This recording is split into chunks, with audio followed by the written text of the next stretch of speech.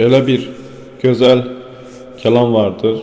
Bu kəlam əsərlərdə min kəlami Ali ibn Əbi Talib radiyallahu anh Həzrəti Əlidən gələn bir kəlamdır.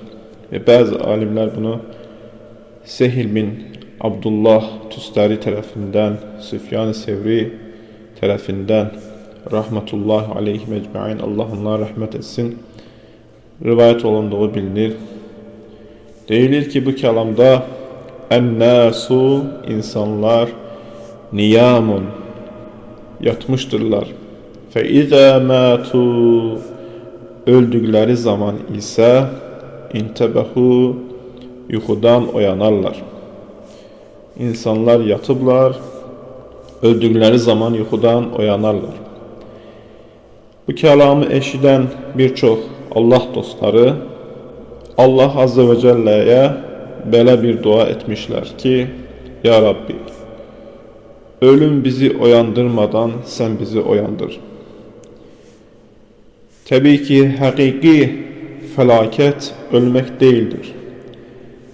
Öldükten sonra başına gelecek olan hadiseleri bilmemektir. İdrak etmemektir. Kelamın mənası dərindir. İnsanlar yatmışdırlar, öldükleri zaman oyanarlar.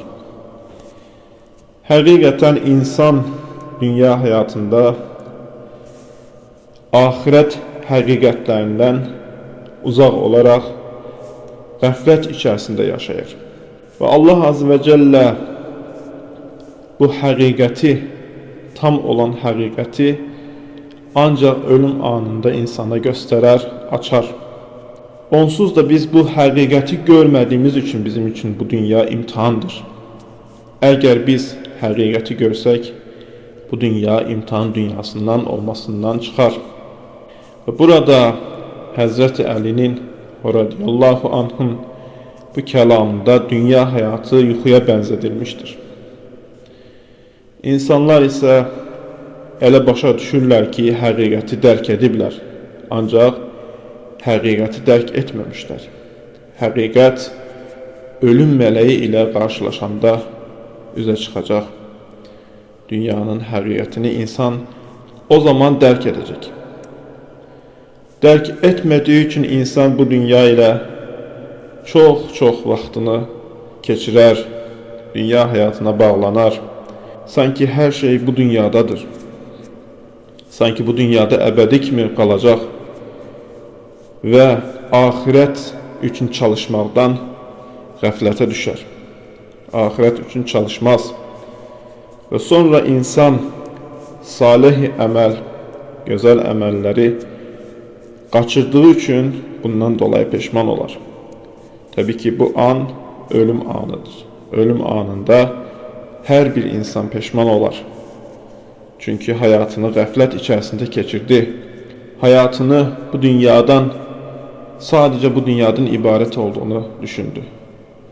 Ancaq düşünmədi ki, ahirət həyatı vardır.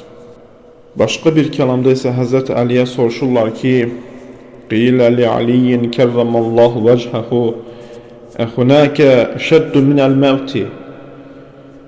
Ölümdən daha şiddətli olan bir şey var mı sənin üçün? Yəni hansı şey sənə daha ölümdən şiddətlidir, daha ölümdən ağır gəlir?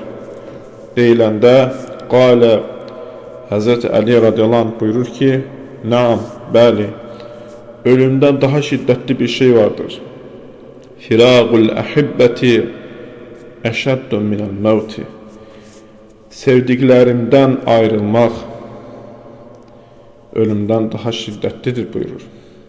İnsan bu dünyada elə yaşamalıdır ki, öldüğü zaman bu ölüm sadece onu dostun dosta qoşturması olsun.